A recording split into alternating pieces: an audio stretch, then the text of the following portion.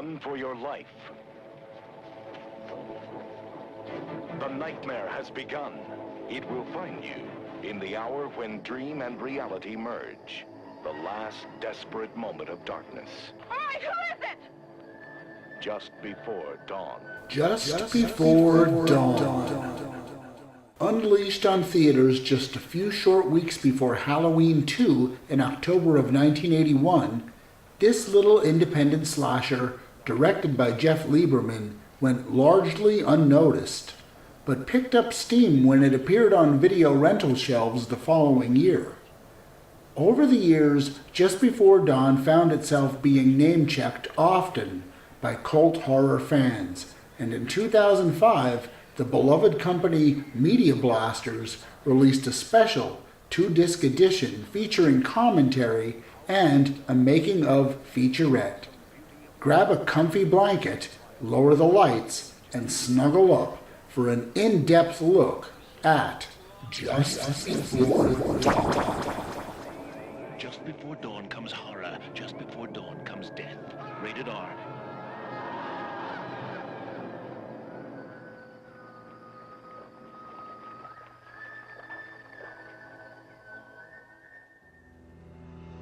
You're watching Klimczak's Killer Collection, a program that culturally reevaluates classic and contemporary horror films like Just Before Dawn.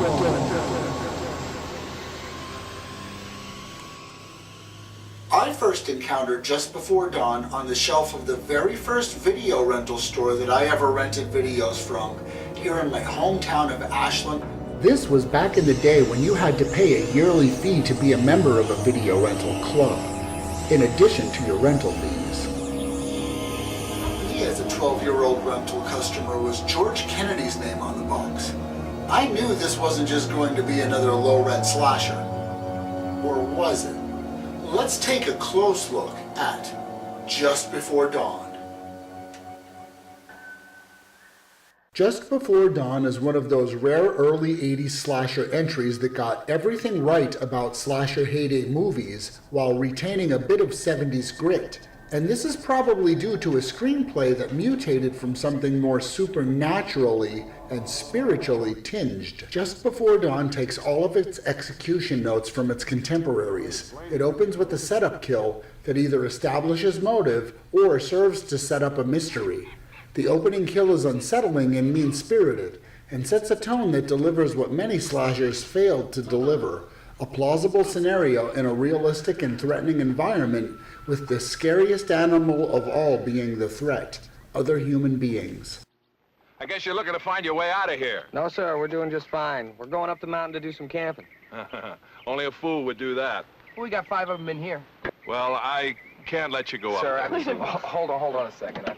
See, the boy here's a land bear, and we're going up to look over the back 40. Told you to skedoot. Yeah, you told us. We want to know why. What's out there? You sure raised the devil around here. What makes Just Before Dawn an interesting horror film is that it manages to balance commentary about meddling kids messing around in places they shouldn't be simply because they feel entitled to, with a real sense of foreboding because, while these characters are ignorant, they aren't stupid. And that helps them retain enough empathetic qualities for the viewer to kind of care when these kids are in peril, all while illustrating how karma works. We can't just leave him here. He'll starve. He might die, but he won't starve. Stop, will ya? Hey! You gotta stop! Reminds me of the time I downed 5 vodka martinis. Talk about demons. Sure looks like he's being chased by demons. Ultimately, Just Before Dawn works because the multi-dimensional characters that survive this thing complete full arcs before the film concludes. The writing and direction somehow manages to put the viewer in the positions of all of the characters, because we've all been in places where we've had to make very difficult choices, and ultimately, that's really what Just Before Dawn is about, making difficult choices between what we want to do, what our pride allows us to do, and what we should do. Just Before Dawn is an excellent little sleeper that delivers on all of the levels that fans of classic slashers want. If you're looking to do the Slashers 101 historical course, this is essential viewing, and I give it 4 out of 5 slashes on the slasher scale. Just Before Dawn makes a great double bill with either 1972's Deliverance or 1984's The Final Terror. Or, if you find you have the time, make it a triple feature. Jesus!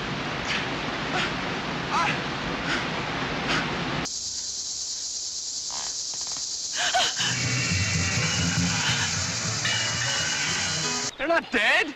Take it easy, son. Take it easy. Megan and Daniel, they're not dead.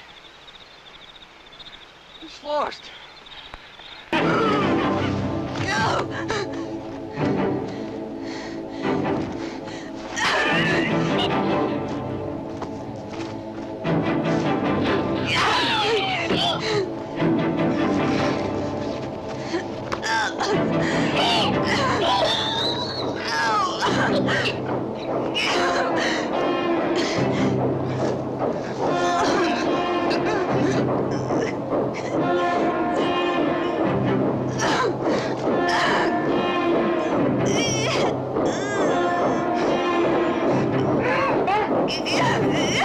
Released in France under the title Survivance.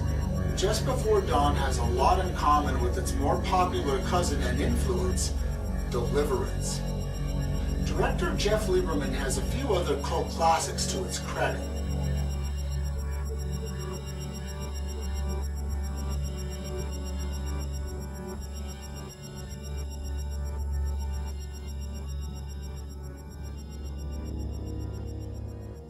So we're getting ready to shoot the intros for the first 5 episodes.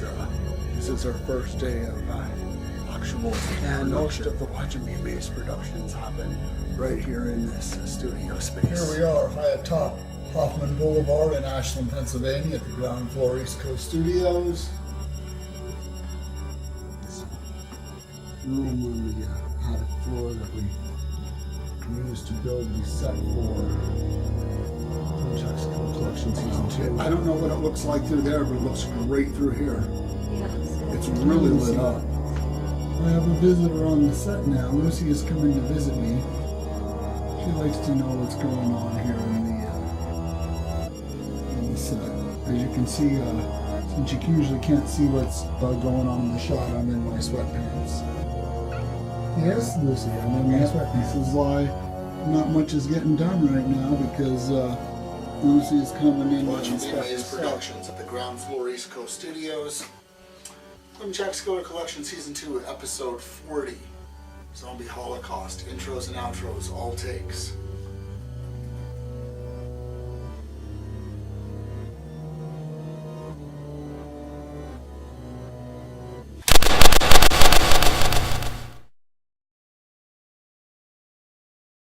Night, Mr. Waba.